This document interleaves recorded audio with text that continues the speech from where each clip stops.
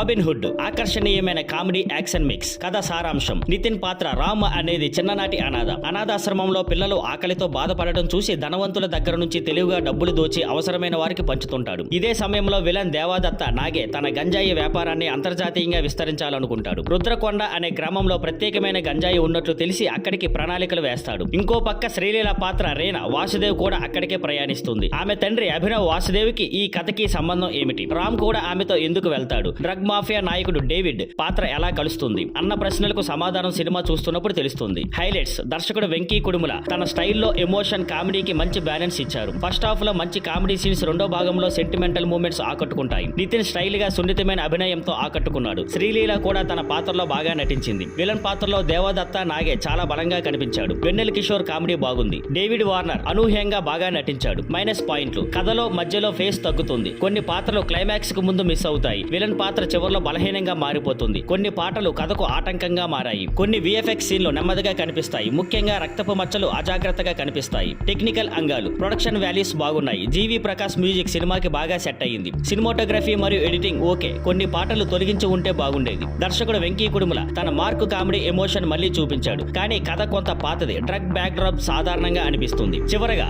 Robin hood ఓ fun light entertainer. కథలో కొత్తదనం పెద్దగా లేకపోయినా కామెడీ ఎమోషన్ కలిసి ఓ మంచి టైంపాస్ మూవీగా నిలుస్తుంది. నితిన్, దేవదత్త నాగే నటన, వెంకీ కుడుముల స్టైల్ కామెడీ సినిమాకి ప్లస్ పాయింట్స్. వారాంతంలో వినోదం కోసం చూడదగిన సినిమా.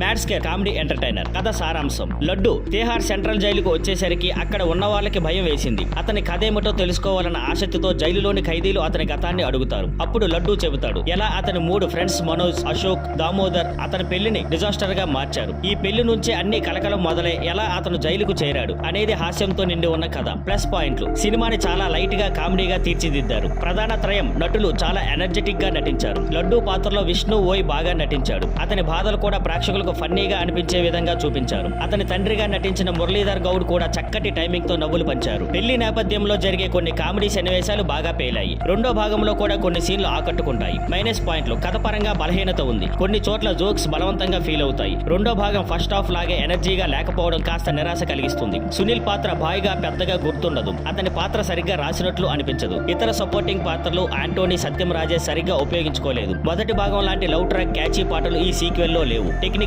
అంగాలు: దర్శకుడు కళ్యాణ్ శంకర్ మామూలుగానే సరదాగా సినిమాను నడిపించాడు. కానీ కథను మరింత బలంగా పాత్రల్ని బాగా ఉపయోగించి ఉంటే ఫలితం ఇంకా బాగుండేది. పాటలో స్వాతిరెడ్డి అనే ఒక్క పాట మాత్రమే గుర్తుంటుంది. Background score okay. Cinematography, production values బాగున్నాయి. ఎడిటింగ్ పరంగా కొన్ని చోట్ల ట్రిమ్మింగ్ అవసరమైంది. ఫైనల్ గా వస్తే మ్యాడ్ స్క్వేర్ ఓ సరదాగా చూడదగిన కామెడీ సినిమా. నార్నే నితిన్, సంగీత్ శోభన్, రామ్ నితిన్, విష్ణు ఓయ్, మురళీధర్ గౌడ్ వంటి నటులు పెర్ఫార్మెన్స్ బాగున్నాయి. అయితే కథ బలహీనంగా ఉండటం, రెండో భాగంలో కామెడీ అంతగా నెగ్గకపోవడం సినిమా స్థాయిని తగ్గించాయి. కామెడీ సినిమాలను ఆస్వాదించే వారికి ఓసారి చూడదగిన టైం పాస్ మూవీ.